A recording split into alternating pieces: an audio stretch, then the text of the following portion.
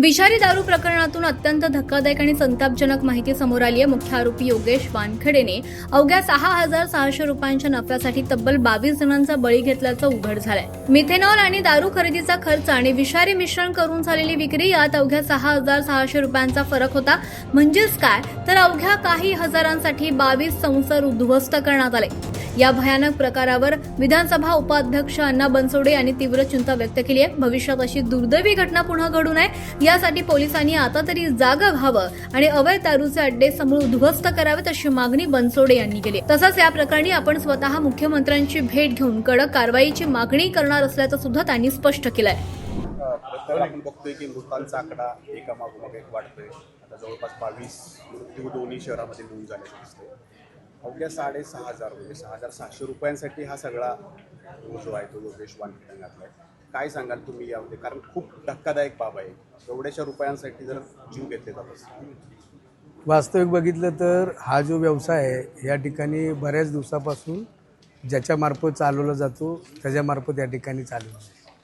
तुम्ही जे 6,000-6,500 रुपये जे व्हॅल्युएशन काढलेले, खरं बघितलं तर वास्तविक बघितलं तर आज मला वाटतं पिंपरी आणि पुणा, पिंपरी चिंचवड आणि पुणे शहरामध्ये जवळजवळ 18 लोक मृत्युमुखी पडलेली आणि एवढ्या छोट्या पैशासाठी इतक्या लोकांचा जीव जाणं हे खरं तर चिंताजनक बाब आहे।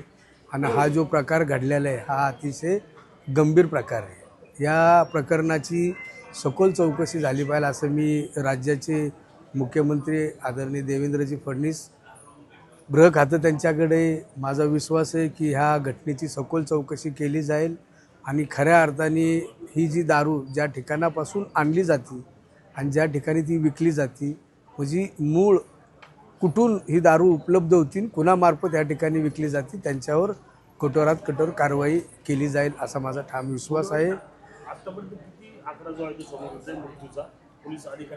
नाही, मी आता DCP साहेब होते, ACP साहेब होते, आमच्या पिंपरी मतदारसंघामधील जवळजवळ निगडी, सांगवी, पिंपरी चिंचवडचे सर्व PI होते, सर्व पोलीस कर्मचारी पण होते।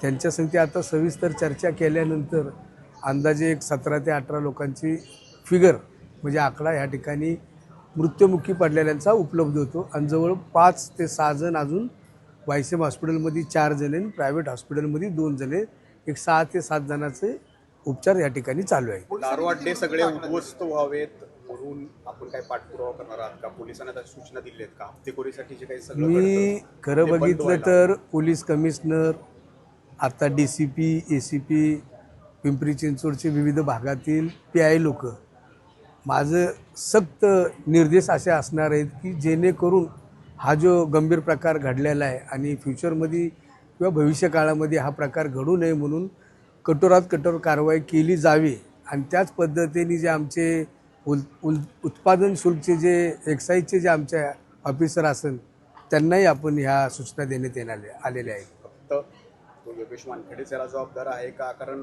त्यानं 6,600 रुपयांसाठी घेतला असेल। पोलीस सुद्धा काही चिरीमिरी हप्ते जे घेतात ते पण याला जबाबदार असू शकतात, कारण त्याच्याकडं नाही, वास्तविक बघितलं तर पिंपरी चिंचवड शहरामध्ये असे दारूचे धंदे, अवैध धंदे बऱ्याच ठिकाणी आहेत आणि आमच्या पोलीस खात्यांनाही माहिती आहे। खरं तर आज जी घटना घडलेली त्या घटनेचं गांभीर्य ओळखूनच आज मी दापोडी पोलीस स्टेशन या ठिकाणी आलो होतो। कारवाई होत नाही, कारवाई आज त्यांनी त्याच्यावरती स्पेशल स्क्वॉड पण केलेले आहेत। मला वाटतं DCP साहेबाशी बोलत असताना सांगवी, संत तुकाराम नगर, महात्मा फुले नगर या ठिकाणी त्यांनी कारवाई केलेली आहे असं त्यांचं बोलण्यात आलेलं आहे।